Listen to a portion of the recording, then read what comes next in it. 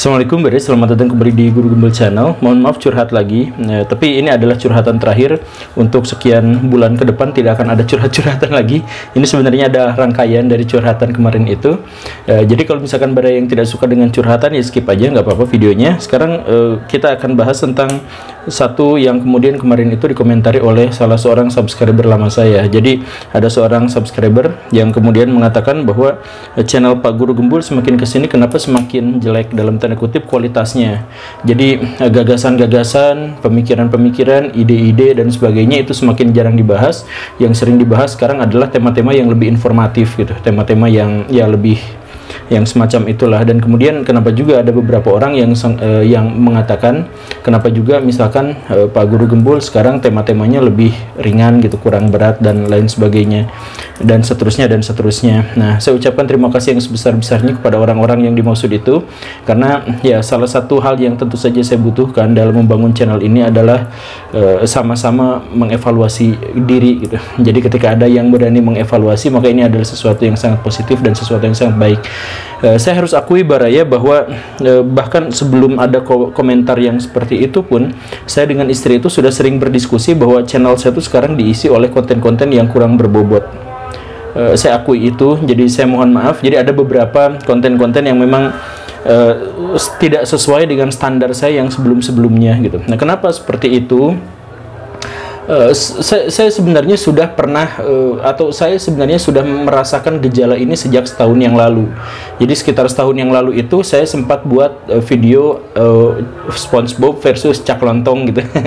Yang di situ saya jelaskan bahwa ternyata kreativitas itu bisa saja pudar, bisa saja hancur kalau ada tekanan-tekanan yang lebih berat lagi begitu. Dan itu sebenarnya video untuk menyemangati saya untuk tidak terjebak pada hal yang seperti itu gitu. Tetapi pada akhirnya setahun kemudian saya memang terjebak, saya merasa terjebak sehingga kualitas video saya semakin kesini semakin jelek begitu. Dan saya harus bikin curhatan yang seperti ini ditunda beberapa waktu setelah saya berusaha untuk memperbaiki video-video terakhir saya begitu. Nah, kenapa channel saya sekarang diisi oleh video-video yang kurang bagus dibandingkan dengan video-video yang sebelumnya, yang dulu-dulu gitu ya. Salah satu alasannya adalah tentu saja ketika saya menjadi semakin terkenal, semakin banyak yang mengundang, saya berbicara di lebih banyak tempat dan lain sebagainya, maka jam baca saya menjadi jauh lebih sedikit daripada jam bicara saya. Dan sama seperti orang-orang yang berkubang di dunia intelektualisme atau akademisi dan sebagainya, sudah menjadi sebuah masalah kalau dia berbicara jauh lebih banyak daripada dia belajar. Nah, itu saya terjebak di situ. Karena apa? Misalkan kemarin ketika Pak Denny Darko, kemudian Pak Deddy Kobisa secara khusus, dan kemudian Pak Helmi Yahya itu mengundang saya, dan itu membuat saya semakin dikenal, semakin banyak undangan dari universitas, dari mana-mana gitu, dari ada yang ngajak collab dan lain sebagainya, dan ada orang-orang yang sangat penting dan berwawasan juga yang ngajak collab saya untuk bekerja sama, bikin buku dan sebagainya. Itu saya terima semuanya. Dan itu ternyata menguras waktu saya, dan waktu yang terkuras itu akhirnya menyebabkan saya menjadi kurang baca, kurang menganalisis dan sebagainya, dan akhirnya beberapa konten video saya yang akhir-akhir ini menjadi semakin kurang berkualitas. Saya ucapkan mohon maaf atas hal itu, dan saya juga mengingatkan, ini untuk mengingatkan diri saya sendiri dan juga Baraya. Jadi dulu itu ceritanya ada Pak Ahmad Dhani yang waktu masih ngeband di grup Dewa itu. Kemudian ada beberapa wartawan yang bertanya, kenapa grup Dewa itu bisa lebih eksis, lebih lama, lebih bertahan daripada grup band populer yang lain. Kan grup band populer di Indonesia itu dulu-dulu pas sebelum zaman YouTube itu muncul udah 1-2 album tenggelam, muncul 1-2 album tenggelam. Nah, tapi misalkan Dewa dan beberapa grup band yang lain kok bisa eksis dalam waktu yang jauh lebih lama? Apa sebenarnya resepnya? Ahmad Dhani kemudian menjelaskan bahwa ketika grup band itu sering semakin terkenal, maka dia semakin banyak diundang. Ketika semakin banyak diundang, dia semakin banyak cuannya.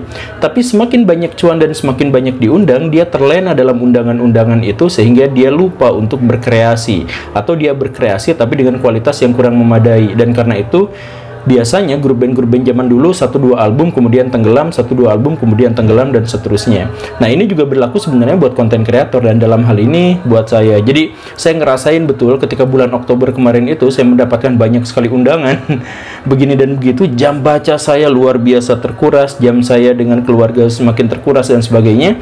Maka akhirnya saya putuskan bulan November ini saya kurangi drastis undangan-undangan itu, bukan ditolak tapi ditunda.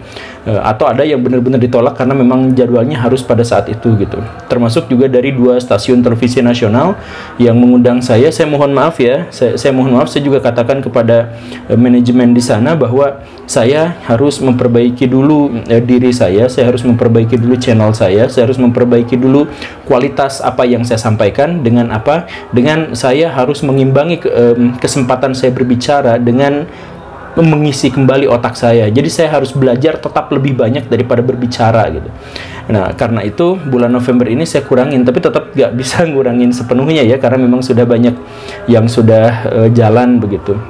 Nah, dan ini juga saya sampaikan kepada Baraya semua, kan banyak juga yang ngajak collab, tarifnya berapa, kemudian syaratnya apa dan sebagainya. Ya kalau ngajak collab sama saya mah nggak ngaruh soal itu, mau subscribernya banyak mau subscribernya sedikit. Bahkan saya cenderung lebih suka untuk collab sama yang subscribernya masih dikit, yang saya bisa menolong mereka gitu. Karena apa? Ya karena saya sudah ditolong oleh orang-orang yang jauh lebih besar gitu, misalkan Pak Deddy Kobisa, Pak Denny Darko gitu ya, Pak Helmi Yahya, itu kan menolong saya untuk menjadi lebih terkenal. Karena itu saya harus balas jasa dengan mempansosi orang-orang yang masih sedikit gitu dan sebagainya. Tapi tentu saja saya harus menjaga kualitas dengan mengurangi tempo saya berbicara di depan umum lebih sedikit daripada saya belajar. Terima kasih kepada Akang yang tadi itu. Seandainya channel ini suka bagi-bagi giveaway, mungkin Akang-akang yang tadi itu akan mendapatkan giveaway dari saya. Untungnya nggak bikin. Begitu ya. Terima kasih Baraya karena sudah menyimak, dan terima kasih atas evaluasinya. Saya sangat menghargai itu, sangat mengapresiasi itu. Terima kasih karena sudah menyimak. Saya Guru Gembul, saya janji akan mengupayakan kualitas yang lebih baik untuk video-video selanjutnya. Assalamualaikum warahmatullahi wabarakatuh.